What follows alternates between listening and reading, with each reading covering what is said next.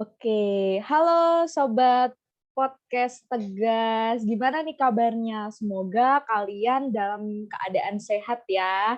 Udah lama nih kita nggak berbincang-bincang lewat podcast kayak gini nggak sih? By the way, kalian masih inget nggak sama aku? Apaan sih Din, baru juga mulai udah sok asik banget. Ih, Ya pasti lupa lah, ngapain juga diingat.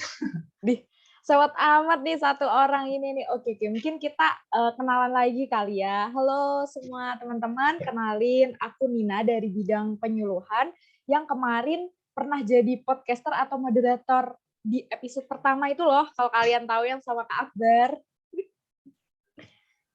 Kenapa ada keterangan podcaster pertamanya sih Nin? Ya Allah, ini mah tuh ya jangan sombong dulu gitu loh. Oke deh, aku juga kenalan. Namaku Iqbal Rafli. Aku juga sama kayak Nina nih dari tim penyuluhan dan ya sama kayak Nina juga. Aku juga kemarin jadi podcaster pertama nih. Lah, ini endingnya kamu ternyata juga nyombongin diri nih Ah, jadi podcaster pertama. ya kamu yang mulai ya. Gimana ya? Ya aku ikutan. Oke, kayak ini ngomongin apa nih Nin kira-kira nih? Oke, ini karena kita kan nggak kerasa banget nih, UKM Tegas nih udah berada di hampir akhir kepengurusan. Nah, jadi rencananya di podcast ini kita bakalan nge-recap episode 1 sampai episode akhir, Bal. Nah, fungsinya itu buat apa? Buat kita nge-refresh otak nih materi-materi yang udah disampaikan dari episode 1 hingga episode 7. Jadi biar nggak lupa, karena kan dari panitia podcast sendiri udah mengundang narasumber yang luar biasa. Masa materinya dilupain begitu aja kan sayang banget gitu loh. Oke, episode terakhir ya jadi ya. Oke. Iya. Selain episode terakhir ya, ini juga merupakan episode spesial nih karena yang pertama ya kita berdua lagi gitu jadi podcaster ya. Jadi kita berdua ini sebagai pembuka dan penutup. Terus spesial lagi karena khusus untuk episode kali ini Tegas Podcast disiarkan lewat 3 platform yang berbeda. Yang pertama Instagram, kemudian ada di mana lagi? Spotify, kemudian ada di YouTube Tegas. Nah, ini beda banget. Ah, Dan yang terakhir, yang spesial lagi, kita ini akan kedatangan tamu yang luar biasa spesial yang bisa dibilang puncak dari seluruh narasumber nih, ya nggak sih Nin? yaps, bener banget. Emang sedih sih kita udah berada di akhir podcast gitu kan. Tapi nggak apa-apa, karena kali ini kita bakal ditemani sama narasumber kece kita nih, yang akan menemani kita nge-recap episode 1 hingga episode 7 dari podcast Tegas. Nah, untuk narasumber yang satu ini adalah, kalau aku boleh perkenalan dikit nih, ada Kak Alverian, dari finalis Putra Putri Brawijaya tahun 2021 dan juga pernah menjadi Raka-Raki Jawa Timur tahun 2020. Ih, keren banget nggak sih, Bal? Bentar, berarti dia duta ya? Oke, duta. Keren sih, keren. Tapi kayaknya rambutnya tuh aku lebih seneng tuh, keren. Soalnya kan yang ini kelihatan banget nih aku rambut berantakan terus. Nah, aku ngeliat duta nih kayaknya keren banget rambutnya. Boleh nih kita persilahkan nih dia masukkan.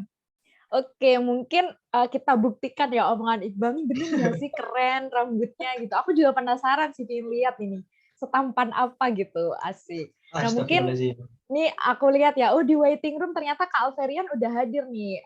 Aku admin Oke. bentar ya. Jadi mungkin kita bisa nantinya sapa-sapa Kak Alverian. Tunggu ya, masih loading bentar. Nah ini udah join. Halo Oke. Kak Alverian. Halo, Kak Alverian. Halo Kak Iqbal dan Kak Nina. Wais, gokil. Bener gak tuh, Nin? Kataku, Nin. Seorang duta rambutnya tuh rapi. Iya ya, bener-bener. Aku juga selalu kalau ngelihat duta-duta atau yang istilahnya menjadi putra-putri gitu, itu emang rapi banget sih, selalu kelihatan formal gitu dari sisi pakaiannya, kayak gitu ya. Ternyata bener ya, Bal, kita sekarang melihat nih salah satu dari finalis putra-putri Brawijaya ya ternyata ya. Nih omong-omong gimana Kak? Lagi sibuk apa nih? Untuk kesibukan sendiri sih menjadi seorang mahasiswa ya, mahasiswa di Public Relation, Pendidikan Vokasi, dan alhamdulillah semester berikutnya yakni semester 4 besok ini, dan terus saya juga menjadi mahasiswa di semester 1 Fakultas Hukum Universitas Brawijaya. Ya, alhamdulillah saat ini saya juga menjadi seorang mahasiswa double major, seperti itu Kak. Wah, keren banget. Iqbal sampai tercengang ini. Semester 1. Enggak, dia Mas Alverian ini semester 1 Nin, adik tingkat kamu. Iya, adik tingkat, tapi sebenarnya kita sepantaran ya, cuman Oke. ya Iya, iya. cuman sebenarnya sepantaran. Ih, keren banget nih Kak Alverian udah Oke, luar menyempatkan biasa. hadir di podcast ini di kala kesibukan gitu. Tapi Kak Alverian sendiri gimana kabarnya? Sehat ya Kak? Keluarga gimana?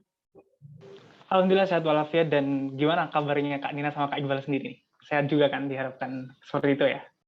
Iqbal gimana nih? Ya, Kok mukanya sedih? ya karena cuaca jadi ini agak pilek. Jadi ya, tapi ya insya Allah masih terjaga lah suara tidak terganggu. Ya Nin, kamu gimana Nin? Aku alhamdulillah sehat-sehat, keluarga juga alhamdulillah sehat. Semoga kita semua berada di lindungan Allah Subhanahu wa taala ya, karena memang sekarang cuacanya emang lagi pancaroba banget gitu, berubah-ubah gitu. Nah, mungkin dari Iqbal nih, boleh nggak langsung kita mulai aja podcastnya? Nih kayaknya Kak Alverian udah siap dan semangat banget buat nemenin podcast kita pada malam hari ini. Iya nih, bener nih. Ini langsung aja nih kita tanya-tanya ini biar lebih biar lebih terpampang jelas gitu. Seorang duta ini seperti apa cara menjawab pertanyaan-pertanyaan kita. Oke. Jadi teman-teman semua, kita di sini mau nge-recap nih episode podcast dari episode pertama sampai episode ke-7. Nah, untuk episode pertama sendiri ini berbicara mengenai branding dari UKM Tegas itu sendiri yang waktu itu ditemani oleh pimpinan umum UKM Tegas tahun 2021 yakni Kak Akbar. Nah, jadi sesuai dengan judulnya yakni branding, jadi waktu itu Kak Akbar menyampaikan beberapa hal. Kalau aku boleh mereview sedikit, jadi yang pertama Kak Akbar tuh menceritakan sebenarnya UKM Tegas ini UKM yang bergerak di bidang apa sih? Nah, ini mungkin Kak Alverian juga mungkin belum tahu apa udah tahu gitu. Jadi UKM Tegas ini bergerak di bidang penanggulangan nabza dan juga HIV/AIDS. Nah, terus juga Kak Akbar memilihkan gambaran-gambaran di UKM Tegas itu sebenarnya ada bidang apa aja sih untuk membantu program kerja dan juga tujuan dari UKM Tegas itu sendiri. Jadi kalau aku boleh kasih gambarannya nih, kalau di bidang-bidang UKM Tegasnya yang pertama ada penyuluhan. Nah ini kalau sesuai dengan judulnya penyuluhan, ini yang berfungsi untuk menyuluh dan memberikan sosialisasi kepada masyarakat, dan juga ada BITSI yang istilahnya bergerak di bidang multimedia dan masih banyak lagi. Nah terus impact yang diberikan buat mahasiswa dan masyarakat sekitar dari UKM Tegas sendiri itu apa aja sih? Nah, dari prokernya, kalau aku boleh kasih gambaran dikit, kalau buat mahasiswa itu dari UKM Tegas sendiri sudah memberikan penyuluhan internal. Jadi waktu mahasiswa baru masuk dari UKM Tegas memberikan penyuluhan-penyuluhan lewat anggota atau staf dari penyuluhan itu sendiri, seperti itu. Nah, kalau episode 2 kemarin kita ngebahas apa sih, Bel? Boleh nih di-spill dikit. Oh, episode 1 segitu doang recapnya. Oke, singkat juga ya. Oke. Masuk ke episode 2 nih, Mas. Mungkin aku mau nanya dulu ke Mas Alverian nih. Mas Alverian ngerokok nggak, Mas? Sorry, Mas, aku mau nanya dulu nih, Mas. Waduh, aku nggak ngerokok nih, aku perokok pasif. Oh, rokok pasif. Terus Mas Alverian suka kopi atau teh gitu? Sebenarnya kalau suka sih suka-suka aja, tapi nggak terlalu fanatik banget ya. Nggak harus setiap hari untuk ngopi, setiap hari ngeteh, nggak harus seperti itu. Oke. Pertanyaanku tadi itu berkaitan nih, Mas, dengan episode selanjutnya. Karena di episode 2 ini kita membahas tentang rokok. Karena kebetulan kan kemarin itu kita bertepatan dengan Warno apa nih? Itu deh. Warno apa nih, tolong. Ya intinya. World No Tobacco Days, ya. Ya Tentang itu Hari intinya. Rokok Internasional. Iya itu. Wah, itu biasa bahasa Inggris jadi agak susah diajak. Intinya itu kita lagi itu collab, Mas, dengan UKM komplit dari UNES. Di saat itu ya kita membahas tentang bahaya rokok, kemudian kandungan-kandungan dari rokok. Dan episode 2 ini berkaitan nih sama episode 7. Di mana episode 7 ini kita membahas tentang zat adiktif. Nah, saat itu kita ditemani sama Mas Armando. Mas Armando itu ketua umum UKM Tegas 2019. Ya saat itu kita ngebahas tentang rokok lagi, rokok kita bahas kembali, dan kita juga ngebahas tentang zat aditif lainnya seperti ya kopi dan teh tadi yang seperti saya tanyakan ke Mas Alfrian. Kita juga bahas lem, biasa yang lem biasa anak-anak di pojokan tuh yang suka ngelem. Nah, mulai dari sini nih aku mau nanya nih ke Mas Alfrian nih, kira-kira nih Mas Alfrian punya pandangan tersendiri guys, Mas, tentang rokok, kopi, teh, kemudian lem itu sendiri, dan kira-kira kenapa ya Mas ketika mereka udah tahu banyaknya bahayanya, nah tapi kenapa masih banyak gitu yang mengonsumsi. Nah mungkin Mas Alfiran punya pandangan tersendiri mengenai hal ini, Mas? Oke, kalau kita berbicara terkait rokok atau zat adiktif lainnya, tentunya itu nggak lepas dari yang namanya adiksi ya. Adiksi sendiri di mana adalah suatu zat yang memicu untuk kecenderungan menggunakannya berkala. Secara berkala artinya di sini memiliki dampak kecanduan, baik dari rokok maupun zat adiktif lainnya. Nah, kalau berbicara terkait rokok, kita harus mengetahui secara garis besarnya terlebih dahulu. Garis besarnya atau secara umumnya itu ada dalam zat adiktif, karena rokok itu merupakan salah satu bagian dari zat adiktif. Berbicara terkait zat adiktif, banyak sekali orang yang beranggapan bahwasanya zat adiktif itu cuma narkotika, psikotropika, padahal zat adiktif itu juga luas banget loh. Ilmuwan itu membagi zat adiktif menjadi 3 bagian. Yang pertama, zat adiktif non-psikotropika dan narkotika. Nah, apa saja sih isinya dari zat adiktif non-psikotropika dan narkotika ini?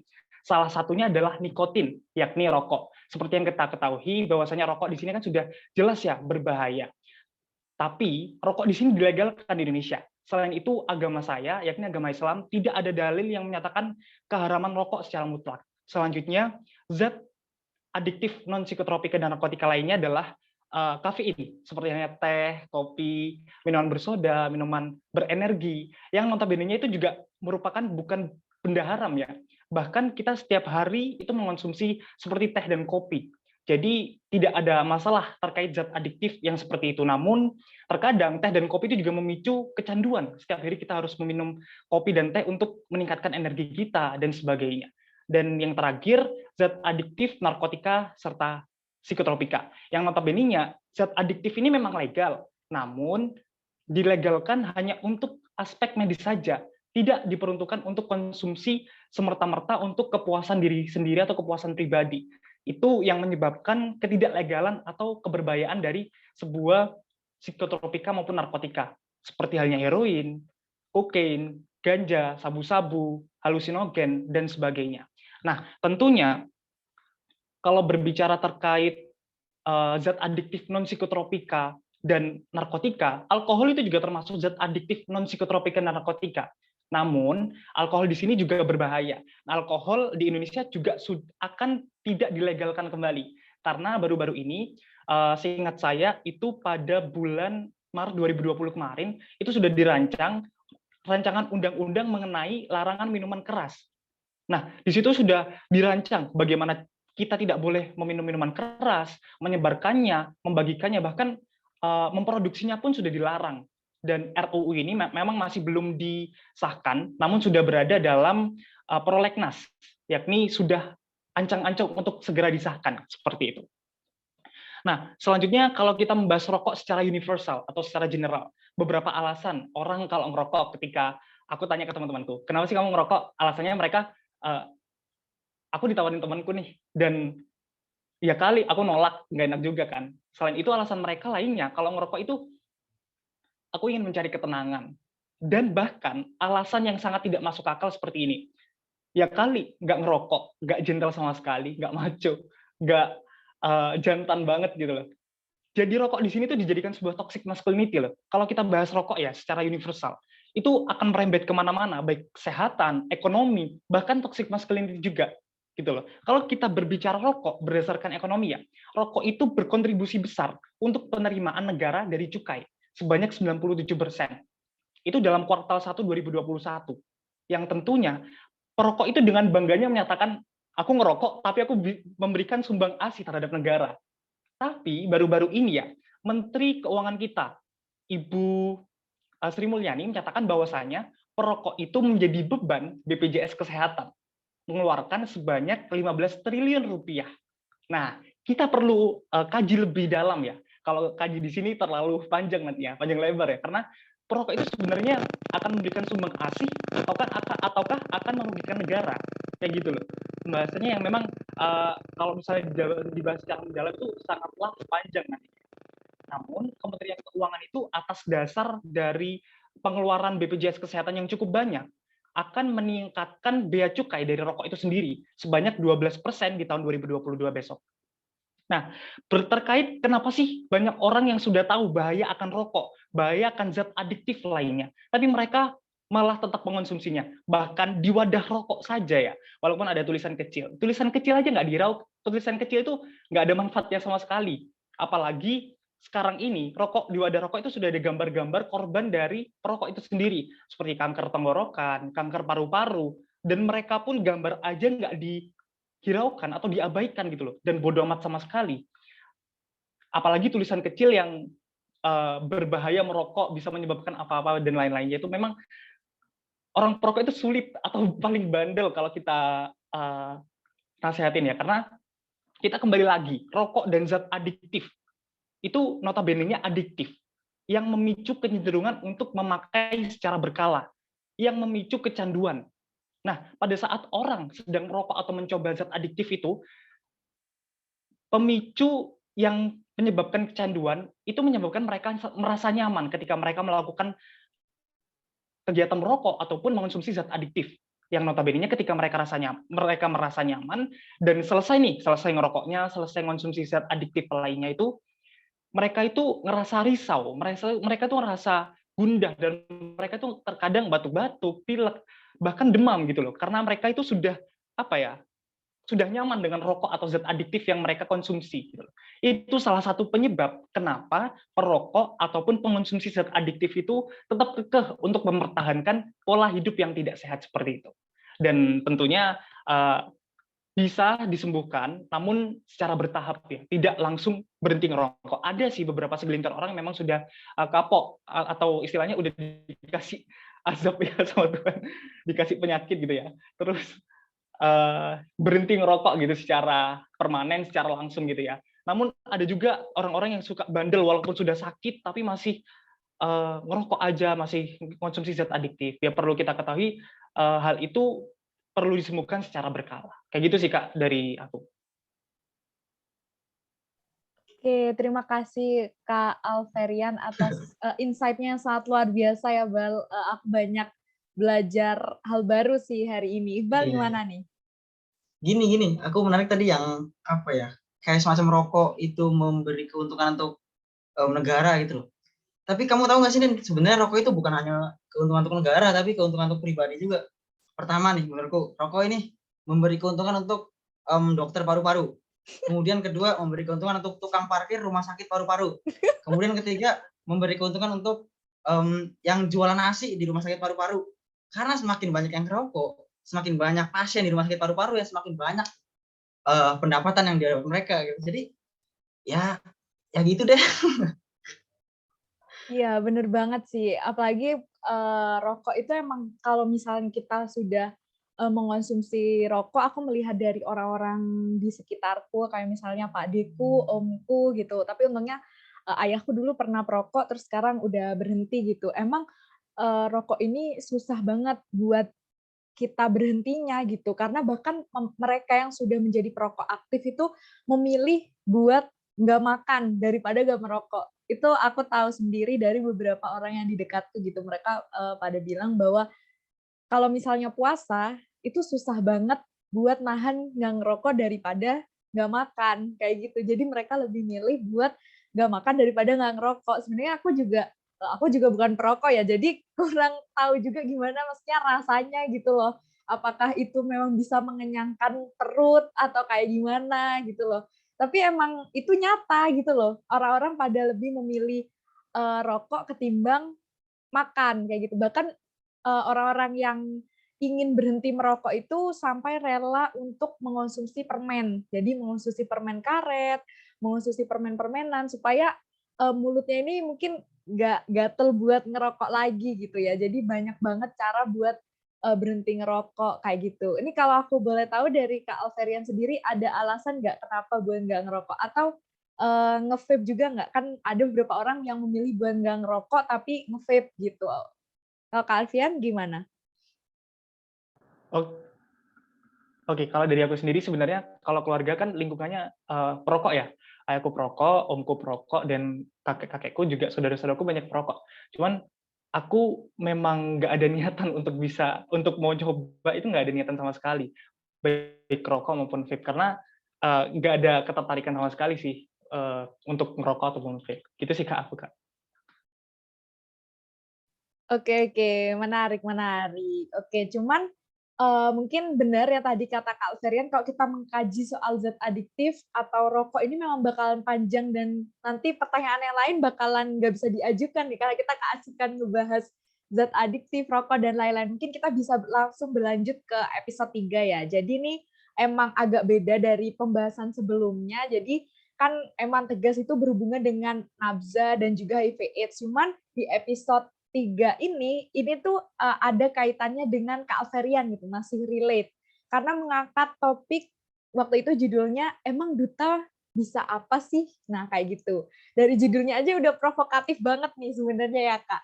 Nah, jadi pada waktu itu kita ditemani oleh duta juga dari 3 angkatan yang berbeda di UKM Tegas sendiri. Jadi yang pertama ada Bunga, terus Kak Yura. Nah, Kak Yura ini yang kemarin sempat jadi penghubung juga dari UKM Tegas ke Kak Alverian. Terus habis itu ada Kak Plato. Nah, pembahasannya itu seputar pengangkatan duta, beberapa duta yang terkesan nggak make sense gitu di Indonesia. Contohnya kalau misalnya Kak Alverian ingat, yang pertama ada artis yang salah menyebut Pancasila gitu, tiba-tiba diangkat jadi duta Pancasila. Terus juga yang terbaru ini pas waktu pandemi ada seseorang yang ngotot dan ngeyel tidak mau pakai masker dan dia tuh tidak mengikuti protokol kesehatan gitu. Nah, tiba-tiba malah dijadi duta masker. Jadi kan itu kayak kontradiktif gitu loh. Jadi dia sebenarnya apa ya, melenceng tapi malah diangkat jadi duta kayak gitu. Nah, menurut Kak Alverian sendiri nih melihat hal itu gimana sih terhadap fenomena tersebut? Dan menurut Kakak, penobatan duta-duta seperti duta anti narkoba atau yang Kakak Sanda sebagai finalis dari Putra Putri Brawijaya tahun 2021 dan juga Raka-Raki Jawa Timur tahun 2020, itu kan pasti melalui proses seleksi yang panjang ya. Aku juga melihat dari Instagramnya juga itu kan panjang banget seleksinya, pasti ketat dan juga serius gitu. Nah, sebenarnya dari duta yang secara spesifik gitu, duta yang udah Kakak Alverian ini sandang gitu, apakah ada kontribusi yang diupayakan ke masyarakat gitu, Kak? Mungkin bisa dikasih sedikit penjelasan dan pencerahan supaya teman-teman di sini tuh nggak salah kaprah atau memberikan stigma negatif lagi gitu terhadap duta-duta. Oke, siap. Pertanyaan duta itu bisa apa sih? Dan pertanyaan ini cukup relate ya sama aku yang alhamdulillah sudah berpengalaman dalam beberapa duta, tapi masih tetap ingin belajar lagi untuk dalam dunia perdutaan ini. Dan pada saat itu aku terjun dalam dunia perdutaan ini di waktu kelas 11 ya. Di waktu kelas 11 aku terjun di duta wisata Kakangayu Kabupaten Probolinggo dan alhamdulillah mendapatkan pemenang juara 1. Selanjutnya di tahun 2020 aku di Raka-Raki Jawa Timur dan alhamdulillah di tahun 2021 fokus di duta kampus, yakni di Putra Putri Vokasi dan Putra Putri Brawijaya yang kemarin itu mendapatkan gelar top 5 ya. Dan alhamdulillah banget banyak sekali insight yang aku dapatkan. Jika kita menelaah arti duta itu sebenarnya apa sih? Duta itu diciptakan untuk apa gitu lah. Duta itu adalah public figure, figur publik yang memang notabene-nya berkompetensi untuk diharapkan dapat merepresentasikan sebuah bidang tertentu ataupun institusi tertentu. Nah, tentunya diharapkan seorang duta itu menjadi seorang contoh gitu ya. Seorang contoh baik dalam bidang apapun. Misalnya saya sebagai duta wisata, saya harus dapat bisa merepresentasikan duta wisata yang ada di daerah saya, memperkenalkannya, mempromosikannya, dan tentunya duta itu juga menjadi gambaran, cerminan seperti duta kampus. Duta kampus Putra Putri Brawijaya adalah cerminan mahasiswa Brawijaya itu seperti apa. Dan kita di sini dituntut untuk menjadi versi yang lebih baik lagi. Memang manusia kan nggak ada yang sempurna, tapi kita dituntut untuk menjadi versi yang lebih baik lagi. Nah, kalau berbicara terkait fungsi dari duta itu sebenarnya untuk apa sih, gitu ya? Terkait fungsi dari duta itu sebenarnya untuk apa? Pemerintah sama institusi itu menciptakan perdutaan atau lomba-lomba yang seperti duta HIV dan AIDS, duta anti narkoba, duta kampus, duta wisata, dan duta-duta lainnya, itu diperuntukkan agar para pemuda memiliki wadah untuk dapat berkontribusi aktif kepada lingkungan masyarakat di Indonesia tentunya. Dan tentunya perwujudan adanya pengadaan perdutaan ini sebagai salah satu upaya perwujudan pentahelix collaboration. Pentahelix collaboration ini merupakan 5 unsur utama yang ada dalam lingkungan masyarakat. Di antaranya adalah bisnis, media, akademisi, selanjutnya adalah komunitas dan pemerintahan. Kita sebagai berdutaan itu masuk ke dalam aspek akademisi dan aspek komunitas. Karena rata-rata seorang duta itu kan pelajar, mahasiswa, yang notabene-nya kita di sini adalah kaum intelektual yang diharapkan untuk dapat membagikan ilmu, menyebarkan ilmu. Jadi kita berperan dalam pentahelix collaboration dalam aspek akademisi. Selain itu, kita juga berperan dalam aspek komunitas. Karena kita adalah perkumpulan mahasiswa, perkumpulan pemuda-pemudi yang memiliki satu visi, satu tujuan, dan diharapkan untuk berkontribusi aktif dalam lingkungan kemasyarakatan di Indonesia. Selain itu, pembangunan SDGs di Indonesia, Sustainable Development Goals, yang diharapkan kita di masa yang akan mendatang, itu mengandalkan pemuda, karena peran pemuda ini sangatlah diperlukan di masa yang akan mendatang, gitu ya. Beberapa poin dalam SDGs perdutaan itu sangat diperlukan untuk mendorong kinerja pemerintahan.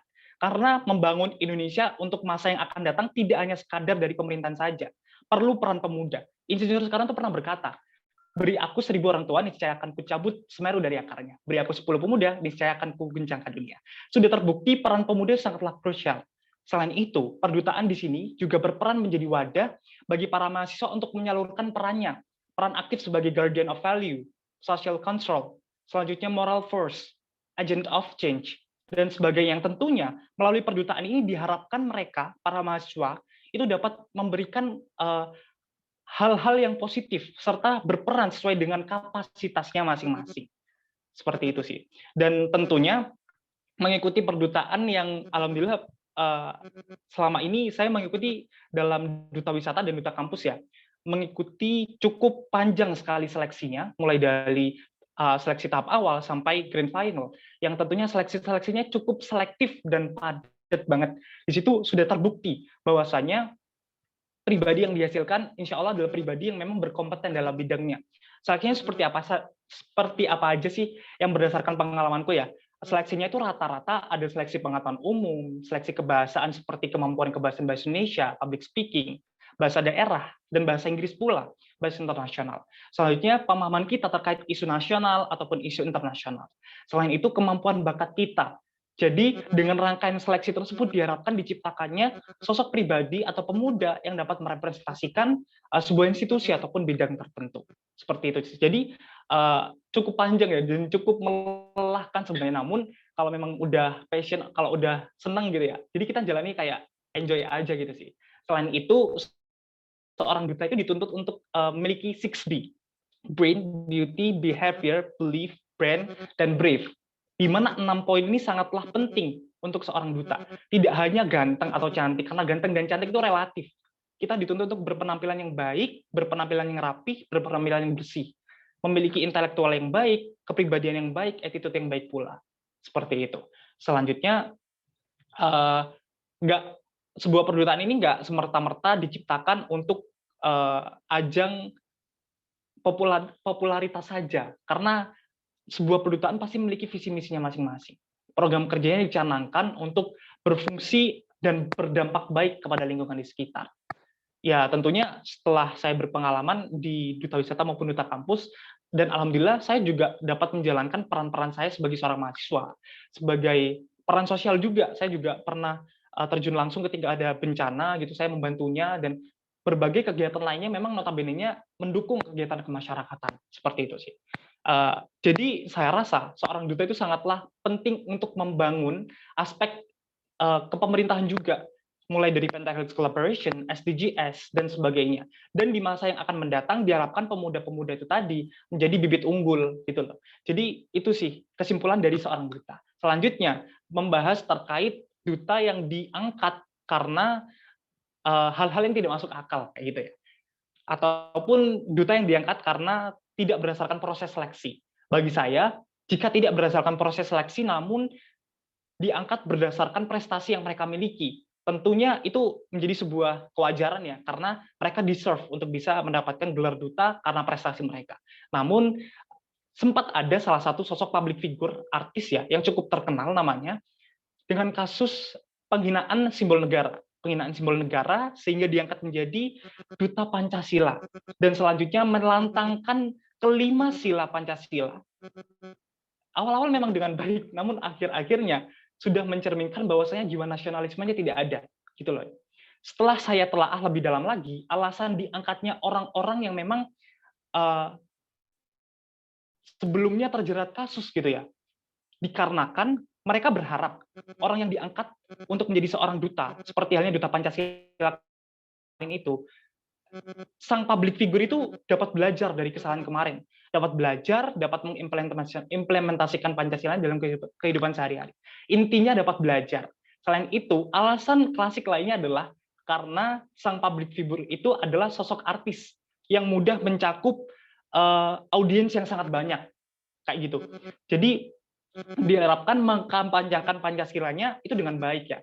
Tentunya dengan alasan-alasan yang kayak gini bagi saya nggak masuk akal ya, dan tentunya seorang duta itu representatif. Seorang duta itu harus benar-benar memiliki kemampuan yang mumpuni untuk dapat memberikan insight positif dan memberikan contoh kepada orang di sekitar. Kalau misalnya contohnya seperti itu, gimana nanti yang diberi contoh kayak gitu ya. Dan tentunya alasan dari sosok public figure ini terjerat kasus penghinaan simbol negara karena ketidaktahuan dia atas simbol negara. Udah terbukti kalau misalnya dia tidak tahu atas simbol negara, jiwa nasionalismenya tidak ada. Gitu. Kalau udah tahu atas dasar ketidaktahuan, kenapa masih dinobatkan jadi duta Pancasila gitu? Karena Pancasila ini krusial ya. Kita hidup di tengah masyarakat Indonesia tentunya berbarengan dengan Pancasila. Selain itu, kita sebagai mahasiswa itu harus apa? Menyikapi dengan seperti apa gitu kalau misalnya ada penobatan duta yang seperti ini didasarkan pada permasalahan terlebih dahulu baru dinobatkan menjadi duta seperti duta Pancasila kemarin. Tentunya kita harus bersikap menerima apa adanya karena memang pihak berwajib yang sanalah yang menobatkan seorang duta seperti itu. Ketika memang kinerjanya baik sesuai dengan apa yang dibicarakan, sesuai dengan apa yang diharapkan, mengkampanyekan Pancasila dengan baik atau mengkampanyekan hal lain dengan baik, baru kita apresiasi. Karena segala proses kita harus apresiasi. Namun apabila kinerjanya tidak ada sama sekali, hanya sekedar untuk menggait popularitas saja, ya itu perlu dikaji lebih ulang sih, perlu dibahas lebih ulang. Itu aja sih pendapat dari aku, Kak. Oke. Waduh, ini jadi gimana ya mengubah semua stigma kita tentang duta ya. Karena gini, Nina sama Kak Alverian, ketika aku tahu nih ada kasus yang waktu itu melanggar protokol kesehatan terus diangkat jadi duta masker, aku tuh punya niatan untuk jadi begal. Buat jadi begal supaya diangkat jadi duta anti begal. Karena ya ketika ada orang yang langgar diangkat jadi duta gitu loh. Jadi wah, apa aku jadi begal aja ya biar diangkat jadi duta gitu. Cuman kan ya alhamdulillah sih nggak aku lakuin karena kemungkinan jadi duta enggak, jadi bonyok ya. Jadi, alhamdulillah lah. Jadi ini gimana nih perihal duta dari Mas Alver ini duta dari dutanya langsung gitu ya. Ya, ini keren banget sih ini pendapat. Aku juga setuju banget sama pendapatnya Kak Alverian. Nih Iqbal yang paling suka ngelawak gini. Kak orangnya suka ngelawak tuh ingin jadi duta anti begal apaan. Ya aku juga setuju sih. Karena emang pengangkatan duta nggak make sense itu menurut aku malah apa ya istilahnya bukan malah positif dampaknya ke masyarakat, malah jadinya negatif. Jadi duta-duta atau putra-putri yang emang beneran seleksi panjang, serius, terus benar-benar ingin memberikan impact ke masyarakat gitu, malah tercoreng gitu kalau menurut saya. Karena jatuhnya kayak, ih itu nggak profesional bisa jadi duta, berarti yang duta-duta yang lain kemungkinan juga bisa kayak gitu dong. Nah, masyarakat malah berpikiran seperti itu, padahal kan seperti yang Kak Alverian bilang, bahwa duta-duta yang memang melakukan proses seleksi yang panjang gitu, itu beneran nantinya terjun dan kontribusi langsung ke masyarakat gitu. Nah ini yang aku penasaran sih, mungkin aku mau nanyain juga satu hal aja sih dikit, Kak Alverian sendiri nih kira-kira istilahnya program kerja apa sih Kak yang udah Kakak lakukan gitu, yang istilahnya itu menurut Kakak memberikan impact yang besar banget gitu ke masyarakat? Aku pengen tahu nih. Oke, karena aku baru menjabat di Duta Kampus, jadi baru banget ini ya, baru benar-benar brojol, baru benar-benar lahir, jadi benar-benar masih belum in touch langsung dengan program kerjanya. Namun aku sudah menjalankan program kerja di Duta Wisata. Salah satu program Duta Wisata di daerahku adalah Torcatoran. Torcatoran itu dalam bahasa daerah. Karena Probolinggo kan pandalungan ya antara Jawa dan Madura.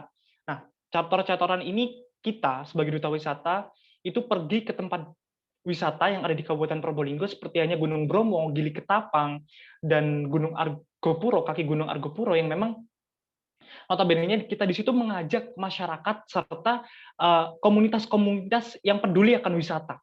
Kita mengajak mereka untuk berkeliling wisata di daerah sana. Selanjutnya, apa sih insight yang didapatkan? Insight yang didapatkan tentunya kita memberikan promosi juga melalui media sosial. Karena dunia kita adalah dunia digitalisasi. Yang notabene-nya semua orang dapat mencakup informasi dan kehidupan kita berbasis pada digital. Kita mempromosikan melalui TikTok, media massa, dan aplikasi-aplikasi lain, platform-platform yang diharapkan tersalurkan dengan banyak orang. Selain itu, kita juga mempromosikannya tidak hanya sekadar melalui digitalisasi, melalui offline juga seperti yang saya katakan tadi Torcatoran itu, mengajak teman-teman dan masyarakat di daerah sana untuk mengenal lebih dalam potensi wisata yang dimilikinya dan mengajarkan skill-skill basis seperti halnya public speaking. Kita juga ada kegiatan seperti itu, skill-skill basis public speaking. Selanjutnya skill-skill basis seperti kegiatan-kegiatan berhubungan dengan kegiatan adat atau budaya seperti tari-tarian dan sebagainya. Kayak gitu sih, Kak. Oke, luar biasa. Jadi intinya Duta ini ya banyak sekali manfaatnya gitu ya. Nah, ini untuk para pendengar nih, pendengar Tegas Podcast. Ya ini bisa dilihat Duta itu banyak sekali kontribusinya untuk kehidupan masyarakat lah bisa dibilang. Jadi ya untuk duta-duta yang bisa dibilang diangkatnya tidak masuk akal ya kita jadikan hiburan aja lah ya. Jadi untuk ketawa-ketawa aja bahwa ya itu hanya sekedar ini pemerintah lagi berusaha menghibur kita nih. Jadi makanya mereka itu diangkat sebagai duta untuk ya menghibur kita gitu. Oke, ini untuk duta kayaknya udah kelar nih. Kita mau bahas tentang episode selanjutnya nih Mas. Episode keempat itu kita kedatangan tamu spesial yaitu Kak Siti. Kak Siti itu Purna dari UKM Tegas. Nah, saat itu kita membahas tentang isu kekerasan seksual yang memang yang bisa dibilang ya sedang marak gitu dibicarakan akhir-akhir ini. Dan ya setelah kita telah tanpa kita sadari juga sebenarnya perempuan dan narkoba itu memang dapat dikatakan rendah untuk menjadi perhatian gitu Mas. Narkoba dan HIV/AIDS itu masih saling berkaitan dan banyak sekali kasus di mana ketika seorang perempuan itu mendapatkan kekerasan seksual ya dia itu ada hubungannya gitu dengan narkoba. Nah ini yang mau kita tanyain nih, mungkin Mas Alfiren punya pandangan tersendiri gak perihal ini? Kemudian gimana sih Mas kira-kira peran dari mahasiswa sendiri untuk meningkatkan awareness terkait isu kekerasan seksual ini Mas? Nah ini barangkali Mas Alfiren punya pandangan tersendiri Mas, monggo Mas. Oke, kalau berbicara terkait kekerasan seksual ya, lini masa pemberitaan kita saat ini, kan aku ada aplikasi CNN Indonesia nih di HP. Jadi setiap pagi itu melihat timeline pemberitaan yang memang berkaitan dengan kekerasan seksual. Dan kekerasan seksual di Indonesia itu sangatlah beragam, tidak memandang bulu. Kepada siapa? Kepada wanita maupun kepada pria.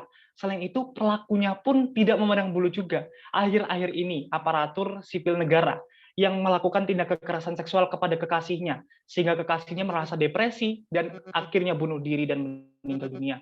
Dan selanjutnya ada guru pesantren yang diharapkan pondok pesantren menjadi tempat yang nyaman, tempat yang aman bagi para wanita maupun pria untuk dapat menuntut ilmu berbasis ilmu keagamaan, namun justru gurunya sendiri pun melakukan tindakan kekerasan seksual kepada belasan santriwati. Udah miris banget sih. Tidak memandang bulu dan tidak memandang tempat, baik sepi maupun ramai juga tidak akan dipandang gitu oleh para pelaku. Mereka melakukan aksi tanpa memperhatikan resiko yang mereka dapatkan. Tentunya itu berasal dari pemikiran yang memang sudah terlalu jauh ya dari seseorang yang memang tidak bisa menjaga nafsunya seperti itu. Kalau berbicara terkait kasus kekerasan seksual, Komnas Perempuan itu telah mencatat sebanyak 4.000 kasus dari bulan Januari sampai September 2021. Yang tentunya ketika kita memandang dari kasus ini, banyak sekali kasus kekerasan seksual yang masih belum tercatat gitu ya. Pasti banyak orang di luar sana yang tidak berani untuk speak up, berani untuk melaporkan terkait terjadinya kasus kekerasan seksual. Dan belum lagi konektivitas antara kekerasan seksual dengan narkoba. Banyak sekali pelaku kekerasan seksual itu atas penggunaan narkoba. Ketika orang menggunakan narkoba ya, itu mereka itu akan menyerang psikis mereka. Pemikiran mereka itu tidak terkontrol secara baik, tidak terkendalikan secara baik. Mereka dapat melakukan tindak kriminalitas, salah satunya adalah kekerasan seksual. Nah, apabila kekerasan seksual terjadi, timbullah HIV dan AIDS, bisa jadi dan tidak menutup kemungkinan. Karena kekerasan seksual kan juga tidak menutup kemungkinan terjadinya seks bebas. Karena kekerasan seksual itu kan merambah ke banyak hal ya.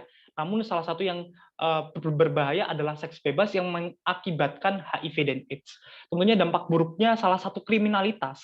Kekerasan seksual itu berdampak ke penyakit-penyakit lainnya dan dampak buruk yang lainnya. Kalau kita melihat hukum di Indonesia terkait kekerasan seksual, yang tentunya hari ini rancangan undang-undang PKS penghapusan kekerasan seksual sedari tahun 2012 Komnas Perempuan itu sudah merancangkan hal ini, namun sama sekali belum disahkan. Entah kenapa regulasinya tidak jelas seperti ini, dan tentunya diharapkan dengan melihat kasus kekerasan seksual yang saat ini terjadi di Indonesia, segera disahkan yang namanya RUU PKS itu, agar kita, seluruh manusia utamanya perempuan, itu memiliki tempat perlindungan yang baik, seperti itu. Dan tentunya banyak cara untuk kita meningkatkan awareness, kesadaran atas kekerasan seksual ini. Kita sebagai mahasiswa, tentunya kita harus dapat meningkatkan awareness berdasarkan kapasitas kita. Tidak bisa lebih dan tidak bisa kurang. Kita juga sebagai peran agent of change, agen perubahan, dan moral force, penjaga nilai moral. Tentunya kita harus dapat mencakapkan diri terlebih dahulu atas pemahaman kekerasan seksual, agar ketika kita berbagi ilmu, berbagi informasi kepada orang di luar sana, mereka itu semakin paham dan mereka itu semakin aware atau sadar terhadap bahayanya kekerasan seksual. Caranya gimana sih? Caranya banyak, melalui webinar, seminar, penyuluhan, dan lain-lainnya. Seperti apa contohnya? Seperti UKM-UKM yang didirikan. Selain itu komunitas-komunitas yang memang concern dalam bidang kekerasan seksual. Belum lagi di Universitas Brawijaya ada ULT KSP yang tidak hanya didirikan untuk semerta-merta cari nama saja, tapi diharapkan menjadi perlindungan bagi para mahasiswa Universitas Brawijaya agar tidak terjadinya kekerasan seksual dan perundungan. Seperti itu. Berikutnya, kita juga sebagai pemeran moral force ya, menjaga nilai moral dan menegakkan kebenaran. Ketika kita mengetahui kekerasan seksual yang terjadi di sekitar kita, kita harus segera melaporkannya. Bahkan kita harus berani untuk dapat menghentikan tindakan kekerasan seksual yang terjadi di depan umum, seperti itu. Atau melaporkan ke pihak yang berwajib. Kita juga harus dapat menjadi wadah teman-teman kita dan korban-korban di luar sana. Karena terkadang mereka takut untuk dapat speak up dan melaporkan diri. Karena ketika mereka speak up, itu dampaknya akan panjang. Bisa jadi akan ada pengucilan dan sebagainya. Tentunya akan terkena yang namanya norma kesusilaan. Selanjutnya, selain itu, selain kita harus tegas ya dalam menangani kekerasan seksual, patut kita sadari bahwasanya kekerasan seksual itu adalah kejahatan dan kriminalitas. Sang pelaku tak dapat dimaafkan dan harus dipenjarakan. Karena via justisia ruat caelum ya, biarkan keadilan ditegakkan walaupun langit sedang runtuh. Siapapun pelaku tindakan kekerasan seksual itu tak dapat dimaafkan. Baik aparatur sipil negara, guru pesantren, semuanya harus benar-benar dihukum secara adil dan tidak memandang bulu sama sekali. Itu sih pendapat dari aku, Kak. Terima kasih. Oke, terima kasih. Ini menarik sih ngebahas soal RUU PKS. Aku juga setuju banget. Lagi aku sebagai perempuan ya, yang akhir-akhir ini perempuan kan banyak mengalami yang namanya kekerasan seksual gitu kan, mengalami pelecehan seksual. Nah ini emang menjadikan apa ya, terutama buat aku perempuan nih jadi takut, terus ngerasa nggak aman gitu kemana-mana.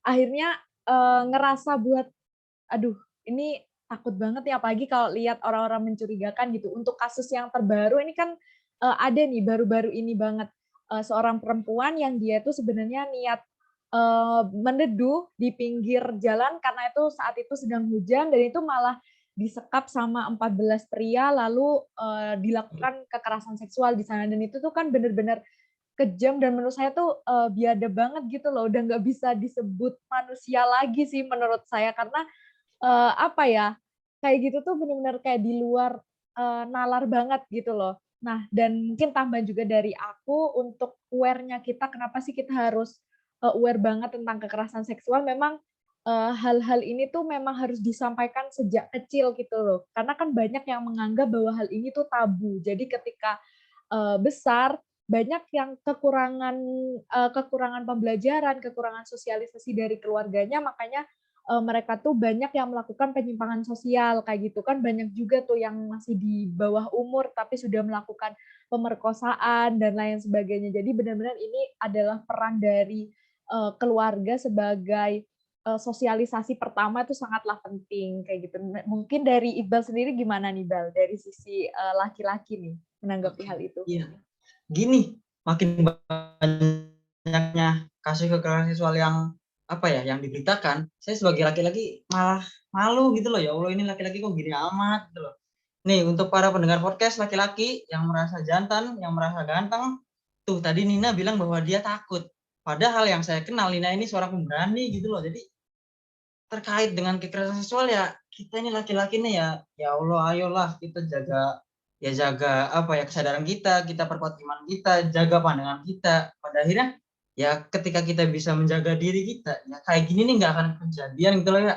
Ya ya semoga kita bisa apa ya, bisa mempelajari kasus-kasus yang ada dan pada akhirnya ke depannya ya bisa kita hindari sebaik mungkin lah, mudah-mudahan. Dan tadi penjelasan dari Mas Alferen pun sudah sangat menjelaskan bahwa ya kekerasan seksual ini sangat-sangat harus diperangi dan ya semoga RUU PKS tadi benar bisa segera disahkan sih ya, karena agar benar-benar ada payung untuk berteduh bagi para perempuan-perempuan di Indonesia ini, ya kan?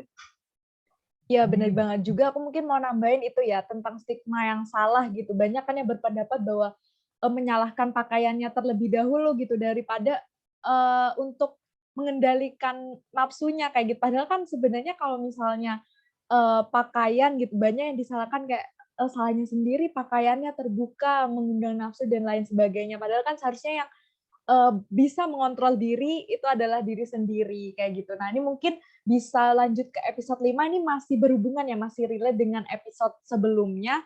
Karena kan kalau yang sebelumnya tuh membahas secara general ya tentang kekerasan seksualnya kayak gitu. Nah, kalau ini untuk episode 5 ini pada waktu itu kita ditemani oleh narasumber dari Mbak Rafika yang memang tertarik dengan isu-isu kekerasan seksual, terus perempuan. Nah, Mbak Rafika ini adalah Dewan Pertimbangan Organisasi dari UKM Tegas. Nah, pada waktu itu pembahasannya mengenai kesehatan mental orang-orang yang berada di bawah pengaruh nafsa dan juga HIV/AIDS. Karena memang kan kalau misalnya kita berbicara soal kesehatan mental atau mental health gitu kan, ini kan memang lagi banyak banget diperbincangkan gitu. Kita kan mahasiswa dikit-dikit kadang kan sekarang udah, wah udah mental breakdance nih kayak gitu. Tapi itu bagus sih menurut aku, udah kemajuan yang bagus karena kita sudah mulai aware tampaknya nih, terutama buat anak-anak muda gitu, udah aware dengan kesehatan mental. Nah, jadi yang mau saya tanyakan nih Kak, kan pasti seseorang yang terkena HIV/AIDS itu banyak yang mengalami stigma negatif atau stigma yang salah gitu dari masyarakat. Orang-orang yang mereka tuh nggak paham atau kurang sosialisasi gitu, menganggap bahwa kontak kontak secara langsung misal seperti berpegangan tangan atau berpelukan itu dapat menular. Jadi mereka cenderung kayak menjauhi, kayak, "Aduh itu kena HIV, takut nih," kayak orang istilahnya kalau sekarang corona ya kan, takut gitu mau deketan sama orang, mau berkontak fisik sama orang. Nah, padahal kan kalau misalnya dilihat secara medis atau klinis kan HIV/AIDS ini menular bukan melalui kontak fisik seperti berpegangan tangan, berpelukan, dan harusnya orang-orang yang terkena HIV/AIDS ini harus di-support, bukan malah dijauhi gitu. Nah, menurut Kakak sendiri nih, pandangan atau stigma negatif dari masyarakat awam, yang awam gitu terhadap hal tersebut itu kayak gimana sih, Kak? Terus menurut Kakak apa yang perlu dibenahi supaya masyarakat tuh menjadi paham dan men-support orang yang terkena HIV/AIDS seperti itu? Oke, baik. Seperti yang kita ketahui ya, HIV dan AIDS itu menjadi hantu yang sangat menakutkan nih di kalangan masyarakat ya. Karena mereka itu memandang HIV dan AIDS adalah penyakit yang penderitanya pasti akan meninggal tidak ada obatnya, dan penderitanya itu sangat menderita gitu ya. Selain itu, HIV dan AIDS ini dalam stigma masyarakat itu sangatlah negatif karena mereka kurang atas pemahaman atau ilmu seputar HIV dan AIDS, baik persebarannya, baik penanganannya, baik pengobatannya, dan lain-lainnya. Saya ini berasal dari sekolah swasta yang jenjang saya dari TK, SD, SMP, SMA itu satu yayasan ya. Jadi saya tuh seringkali ada kegiatan seminar atau pertemuan dengan seorang pembicara yang kompeten dalam bidangnya. HIV dan AIDS ini beberapa kali salah satu tema yang dicanangkan dalam sebuah seminar tersebut, sehingga saya sudah memiliki modal-modal pengetahuan seputar HIV dan AIDS. Jadi saya nggak pernah takut tuh sama orang-orang yang penderita HIV dan AIDS. Justru saya ingin memberikan mereka semangat, karena kita perlu menanamkan sejak dini. Dari kecil pun kita harus sudah ditanamkan tuh pengertian terkait HIV dan AIDS itu seperti apa, penularannya seperti apa, dan pencegahannya pun seperti apa. Dan sayangnya di Indonesia dan beberapa negara lainnya, penderita HIV/AIDS ini sangat dikucilkan, sangat mendapatkan banyak perlakuan diskriminatif, seperti halnya dilarang berobat. Itu kan justru berbahaya bagi para penderita HIV dan AIDS.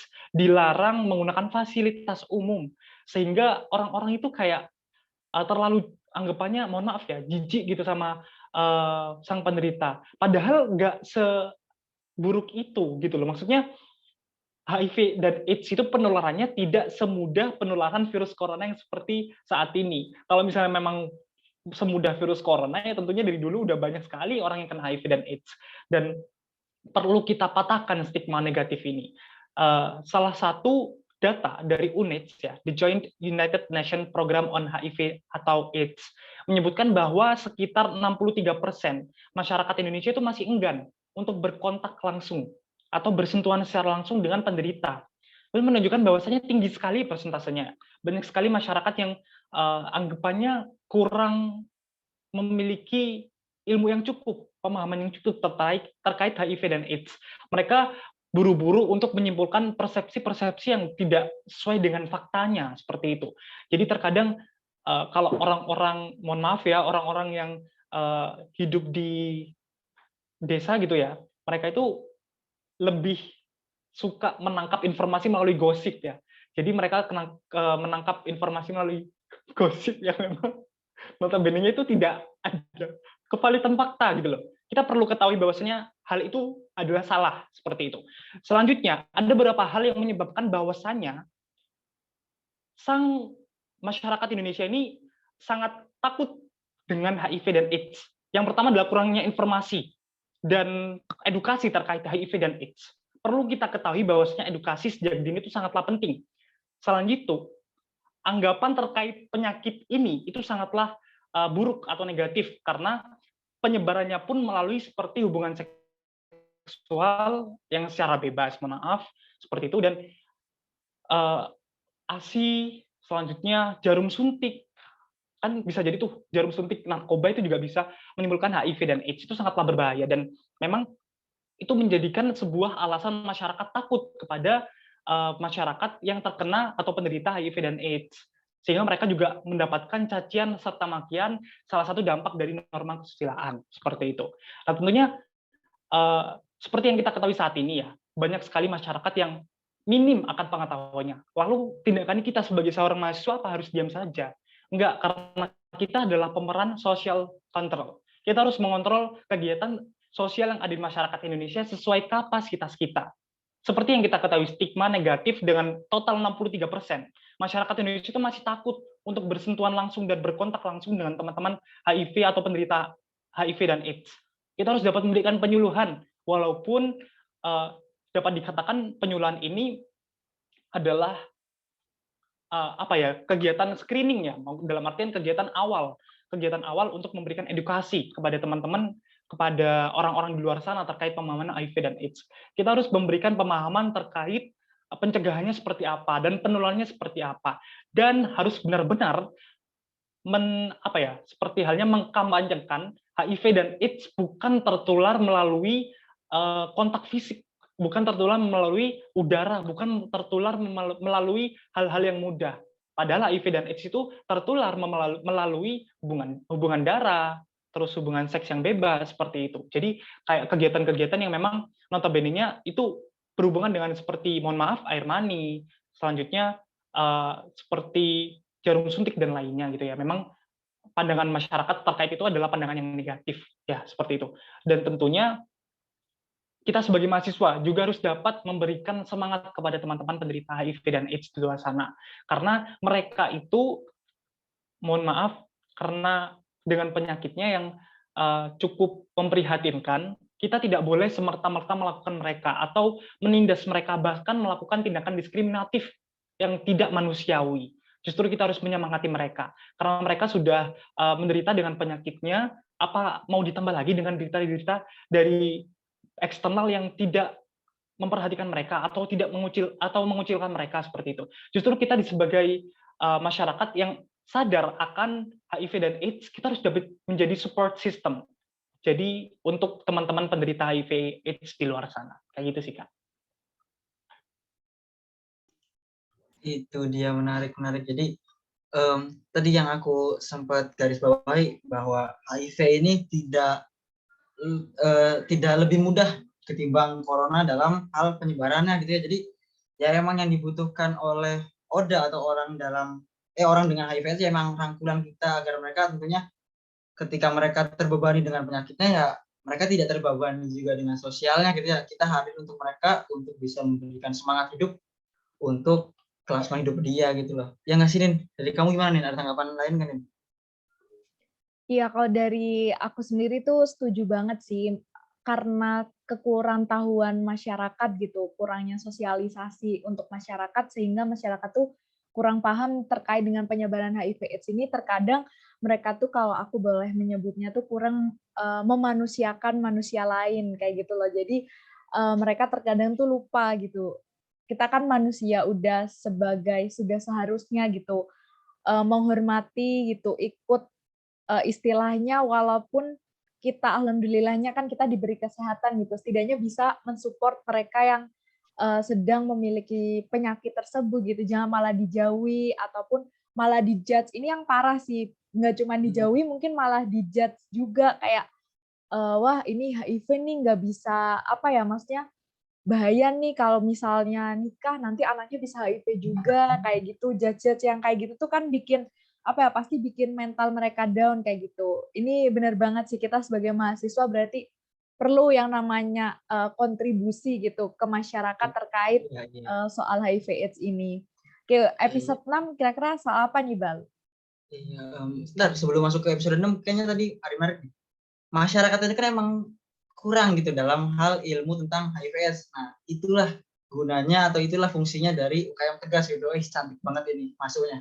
Jadi UKM Tegas ini memang hadir untuk memberikan ilmu kepada teman-teman semua, untuk para mahasiswa semua, memang ya tentang HIV/AIDS, tentang nafsa gitu loh, agar tentunya kita bisa melindungi diri dari kedua hal ini dan bisa membantu orang-orang sekitar kita terlindung dari ya kedua hal itulah, nggak perlu saya sebutkan lagi.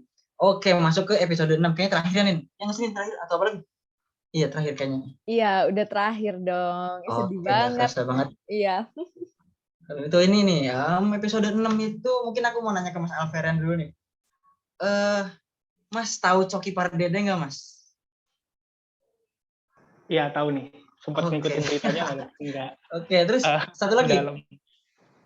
Tahu ini? Siapa sih tadi tuh? Rizky Nazar, tahu Rizky Nazar, Mas? Ya, baru-baru ini tuh. Oke. Oke, ini dua nama ini kayaknya berkaitan banget. Oke, tentang artis dan narkoba nih, Mas. Kita episode 6 bicara tentang artis dan narkoba. Saat itu kita kedatangan Mbak Sinta sebagai Kepala Bidang Penyuluhan UKM Tegas, dan kita juga kedatangan Mas Anang dari Purna UKM Tegas. Saat itu kita ngobrol-ngobrol, bincang-bincang, dan kita itu kayak mendapatkan suatu statement bahwa kayaknya di Indonesia ini banyak orang yang justru malah menormalisasi artis menggunakan narkoba gitu. Ya karena memang mungkin kehidupan artis yang serba ya dikejar tayang lah, dikejar deadline, dan mereka pun justru malah membutuhkan penenang dalam tanda kutip ya, dalam tanda kutip hiburan, penenang, ya pada akhirnya mereka mengonsumsi zat yang dilarang ini. Nah, mungkin Mas Alferen punya pendapat sendiri tentang fenomena ini, dan kira-kira kenapa ya, Mas, ketika satu orang artis udah kena kasusnya, udah kebongkar, tapi kok bisa selanjutnya ada lagi gitu yang kebongkar. Ini lucu banget nih negara kita nih, kok bisa gitu Mas. Nah mungkin dari Mas Alvin sendiri ada pandangan sendiri Mas. Oke, kalau dari aku kan kesehariannya sekarang liburan ya, sering banget tuh scrolling media sosial. Yang baru-baru ini ramai itu kan Rizky Nazar. Selain itu banyak sekali artis-artis yang terjerat kasus narkoba. Seperti halnya Nia Ramadhani dan suaminya, selanjutnya Jeffrey Nicole, Jeff Smith, dan berbagai aktor maupun selebriti tanah air yang namanya cukup cukup terkenal di kalangan masyarakat, bahkan prestasinya itu sangatlah tinggi. Tapi sayangnya dijatuhkan dengan tindakan yang cukup disayangkan, seperti mengonsumsi narkoba. Nah, seperti yang kita ketahui, banyak sekali artis yang terjerat kasus narkoba. Bahwasanya dapat disimpulkan selebriti itu sudah dekat ya dengan yang namanya narkoba, gitu ya. Salah satu penyebab penggunaan narkoba adalah lingkungan, gitu ya. Kalau misalnya lingkungan itu sudah pengguna, pasti seorang yang masih belum menggunakan ini akan mencoba, akan merasa ya kali gue nggak nyoba, ya kali temen gue udah nyoba dan udah ngerasa nyaman nih sama narkoba, ya kali aku belum, nanti aku malah dikucilkan gitu loh. Karena circle mereka kan circle selebriti yang memang notabene-nya kehidupan di Jakarta itu sangatlah keras, Jakarta keras ya kan. Jadi benar-benar perlu kita perhatikan pola kehidupan mereka seperti itu. Dan selain itu, tindakan mereka ini sangatlah disayangkan. Alasan-alasan mereka tentunya adalah alasan klasik ya. Alasan-alasan yang memang hampir semua selebritis ketika mereka terjerat kasus narkoba dan telah menggunakan pakaian urin, mereka tuh mengatakan alasan yang sama gitu ya. Karena selebritis kan terkenal, memiliki kekayaan yang tak selamanya itu menyenangkan gitu. Pekerjaan yang memang menuntut mereka dari pagi sampai pulang pagi lagi, kesibukan mereka, jadwal syuting mereka, jam terbang mereka yang sangat tinggi. Itu sangatlah melelahkan bagi mereka. Sangatlah membuat mereka itu capek, stres, lelah. Belum lagi, kan kehidupan mereka selebritis 24/7 itu diperhatikan oleh para netizen ya. Netizen Indonesia merupakan netizen yang tidak sopan, yang cukup kita ketahui bahwasanya netizen ini sangat-sangat keras ya kalau misalnya ada sebuah kasus gitu ya. Jadi para selebritis ini juga merasa stres apabila mereka mendapatkan hujatan, karena selebritis kan juga manusia nih ya. Tapi mereka malah terjun dalam dunia yang salah, yakni penyalahgunaan narkoba. Alasan-alasan tersebut termasuk dalam alasan psikologis, yang tentunya menyerang psikis dan kesehatan mental mereka sebagai seorang manusia. Dan narkoba itu menjadi sebuah pelampiasan, sebuah hal yang diharapkan dapat menyelamatkan mereka dari stres, dari rasa capek atau rasa lelah, sehingga mereka dapat aktif kembali untuk bekerja di depan layar, sehingga mereka dapat tersenyum lebar di depan layar tanpa merasa kecapean. Kan banyak tuh artis yang ketangkap karena membutuhkan doping ya. Maksudnya kayak benar-benar membutuhkan yang namanya apa ya? Seperti meningkatkan semangat atau meningkatkan energi pribadi gitu ya di dalam diri itu ya. Dan itu sangatlah salah ya apabila kita meningkatkan energi itu melalui hal-hal yang memang tidak sepatutnya kita konsumsi seperti narkoba. Memang rata-rata artis ini menggunakan narkoba itu seperti ganja, sabu-sabu, ekstasi, tembakau gorila, dan dumolid yang notabene-nya memberikan rasa tenang serta menahan rasa kantuk dan terhindar dari rasa stres ataupun doping-doping yang lainnya yang memang diharapkan memberikan semangat seperti itu. Berbicara terkait hal ini udah jelas salah ya menurut saya, ini nggak bisa dinormalisasikan, bahkan fans-fans dari artis tersebut pun dengan siap menjadi garda terdepan untuk melindungi artisnya. Bahwasanya ya normal kan, wajarlah artis kegiatannya banyak dan syutingnya panjang lebar gitu ya. Jadi ya wajar kalau narkoba, banyak sekali orang yang mengatakan seperti itu. Tidak hanya fansnya ya, banyak sekali orang-orang di luar sana yang sudah berani untuk menormalisasikan narkoba itu sendiri. Padahal hukum di Indonesia telah melarang adanya narkoba. Agama-agama pun telah melarang, seperti dalam agama saya, agama Islam, narkoba sangatlah haram, udah jelas ya. Dalilnya udah banyak, dan saya tidak memiliki kapasitas untuk menjelaskan dalil-dalilnya. Terus terkait alasan pekerjaan, itu tidak bisa dijadikan sebuah alasan ya. Karena bagaimanapun juga, narkoba adalah benda terlarang. Dengan alasan apapun, narkoba tetap terlarang. Dan tidak akan pernah mengubah narkoba menjadi benda halal. Seperti itu. Baik alasan pekerjaan, kesibukan, dan lain-lain. Tentunya sebagai manusia kita harus dapat mengkaji nih, pekerjaan yang akan kita tekuni, dampak positif dan dampak baiknya. dampak positif dan dampak buruknya tentunya nantinya kita akan hadapi resiko-risiko ke depannya. Tiap pekerjaan pasti ada risikonya, pasti ada waktunya, kesibukannya masing-masing. Tidak bisa mengagung-agungkan sebuah pekerjaan yang sehingga mereka boleh untuk mengonsumsi hal-hal haram seperti narkoba. Seperti itu kan sangat salah sekali ya. Dan tentunya ketika kita terjun dalam sebuah dunia kerja, kita harus menerima resiko apa adanya. Resiko menghadapi netizen Indonesia, resiko kesibukan, bahkan resiko kelelahan gitu ya. Jadi nggak bisa untuk mencari pelarian-pelarian lainnya itu nggak bisa. Nah, seperti yang kita ketahui, ekonomi artis tergolong ke atas ya, menengah ke atas. Kenapa uangnya kok nggak dibuat membayar jasa psikolog saja? Kenapa harus lari ke narkoba? Padahal banyak cara lain untuk menenangkan diri dari stres, banyak cara lain untuk memberikan semangat serta energi dalam diri kita, serta profesi psikolog di sini berperan untuk dapat memberikan wadah bagi orang-orang di luar sana terkait kesehatan mental, stres, dan lainnya. Tentunya artis dapat menggunakan jasa psikolog tersebut. Karena pada dasarnya kita harus dewasa untuk menyikapi kesehatan mental kita, stres di dalam diri kita, serta kita harus dapat meningkatkan iman yang utamanya. Karena dengan kita meningkatkan iman, imun pun bertambah seperti itu. Jadi kayak ketika kita udah tahu kita diciptakan oleh Tuhan, kita akan kembali oleh Tuhan, semua berasal dari Tuhan, dan pasti Tuhan akan menolong kita dalam perjalanan kita sehingga tidak akan terjerumus dalam hal-hal buruk seperti narkoba, seperti itu. Itu dia tadi, luar biasa tuh. Kan bener kata aku, episode ini spesial karena memang tamunya spesial. Itu kita bisa lihat semua pendapat yang dikemukakan oleh Mang Alver ini benar-benar menggugah pikiran kita semua gitu ya.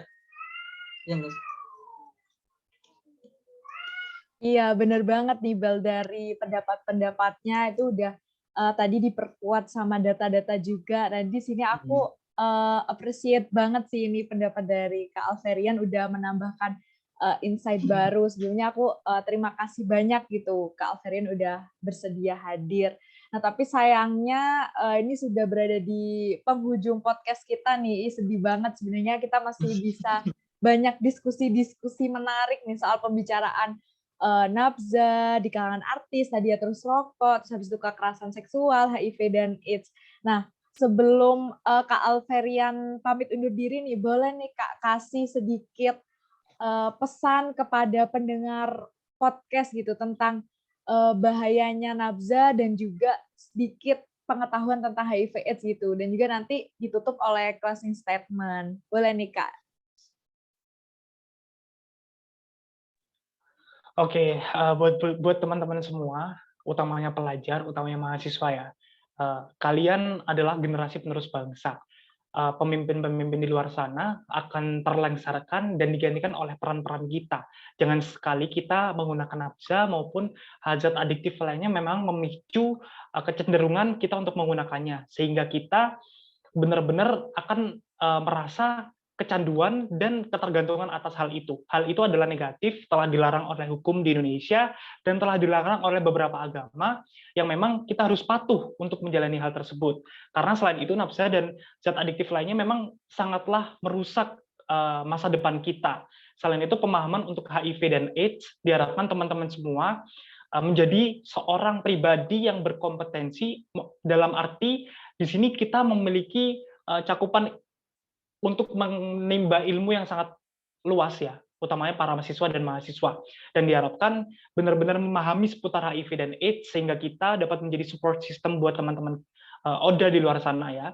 Dan kita tidak bisa menjadi bagian 63% masyarakat Indonesia enggan untuk bersentuhan atau kontak langsung dengan penderita HIV dan AIDS. Jadi benar-benar kita sebagai agent of change, social counter, peran-peran kita sangatlah diperlukan ya. Sangat diperlukan, dan tentunya kita harus berperan sesuai dengan kapasitas kita. Kalau untuk closing statement dari aku, tentunya karena saya belum mempersiapkan dengan baik ya closing statement-nya, jadi ala kadarnya aja ya. Jadi teman-teman semua di sini diharapkan untuk tetap menjaga imun, tetap istilahnya memantaskan diri untuk meningkatkan ilmu pengetahuan seputar nafsa dan seputar HIV dan AIDS dan sebagainya ya tentunya ya. agar kita itu dapat menjadi sosok pribadi, sosok pemuda yang berkompetensi serta menjadi harapan bangsa yang unggul seperti itu. Terima kasih. Itu dia, perkuat imun, karena memang sekarang juga masa pandemi ya, jadi kita juga benar-benar harus jaga kesehatan. Ya luar biasa banget tadi semua hal yang sudah disampaikan dari Mas Alferian. Makasih banyak ya Mas sudah mau menyempatkan waktunya gitu hadir di Tegas Podcast dan menutup Tegas Podcast tahun ini. Ya kita juga sadar nih bahwa Mas Alferian ini orang yang sibuk. Jadi suatu kebanggaan tersendiri nih buat kita karena Mas Alferian udah mau ngobrol-ngobrol langsung sama kita, udah mau menyempatkan waktunya juga hadir di Tegas Podcast terakhir kita. Dari kamu gimana nih, Naradin?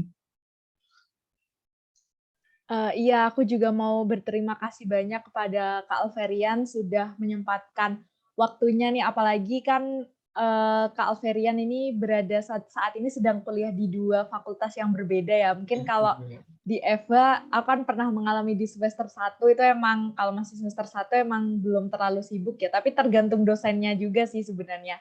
Jadi ini menyempatkan hadir ke podcast ini nih benar-benar kebanggaan yang sangat luar biasa sih buat UKM Tegas sendiri gitu. Terima kasih banyak Kak Alferian.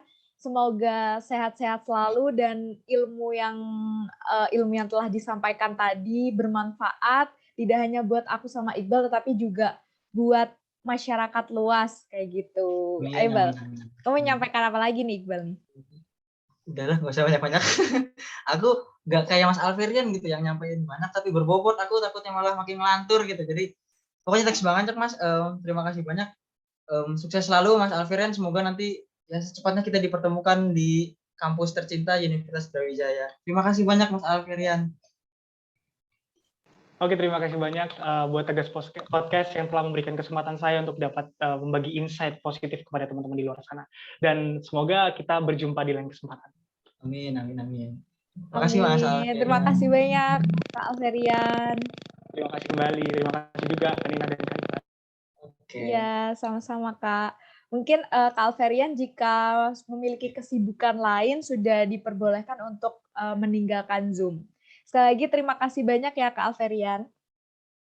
Baik, terima kasih. Mohon izin untuk leave Zoom terlebih dahulu ya. Terima kasih Iya banyak. Kak, terima kasih. Selamat Selamat malam Kak.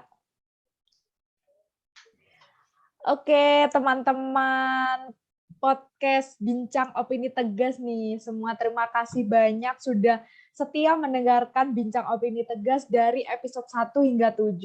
Saya selaku Ketua Pelaksana berterima kasih banyak kepada pihak-pihak narasumber yang bersedia untuk meluangkan waktunya untuk berbagi ilmu di podcast Bincang Opini Tegas. Semoga ilmu yang diberikan oleh para narasumber bermanfaat bagi kita, para pendengar sekalian, tidak hanya bermanfaat untuk podcaster, tetapi juga bermanfaat untuk masyarakat banyak. Amin, nah, amin, amin. Ini kamu dong, Bal, sebagai wakapel atau wakil ketua pelaksana nih, ini kerja atau enggak nih? Kasih nih kesan-pesan nih. Kasih kesan-pesan selama mengurus proker podcast ini yang lumayan hektik ya, tiap bulannya kita harus memikirkan ide-ide cemerlang gitu. Maka dari itu ya kan ya untuk informasi teman-teman semua, ini sebenarnya di podcast ini yang banyak kerja wakil ketua pelaksananya gitu. Jadi Nina hanya sekedar nyuruh-nyuruh gitu. Parah banget. Aduh. Gini, ini kan emang merupakan proker podcast pertama gitu sepanjang sejarah berdirinya UKM Tegas. Jadi ya sangat tidak mudah, sangat sulit sekali kita melaksanakannya. Jadi intinya kami berdua berterima kasih sekali untuk semua elemen yang telah terlibat dalam Tegas Podcast, baik itu teman-teman panitia semua, para narasumber dan para podcaster semuanya. Dan ya jujur kami menyadari bahwa tanpa kalian Tegas Podcast ini berasa sangat hampa sekali ya nggak Nin? Aduh, aku pengen nangis nih udah terakhir. Iya benar banget sih, benar banget. Kalau tidak ada narasumber nih podcastnya tidak akan berjalan. Kalau tidak ada narasumber dan podcaster. Oke, ini kayaknya Iqbal nih sudah mulai tidak fokus ya, sudah mulai ngantuk mungkin. Nah. Oke, kalau begitu saya selaku ketua pelaksana dari proker podcast ini, Nina Maharani, pamit undur diri. Oke, dan saya Iqbal Rafli pamit juga undur diri. Bye-bye semuanya. Dadah, bye-bye semuanya. Sehat selalu. Dadah semuanya.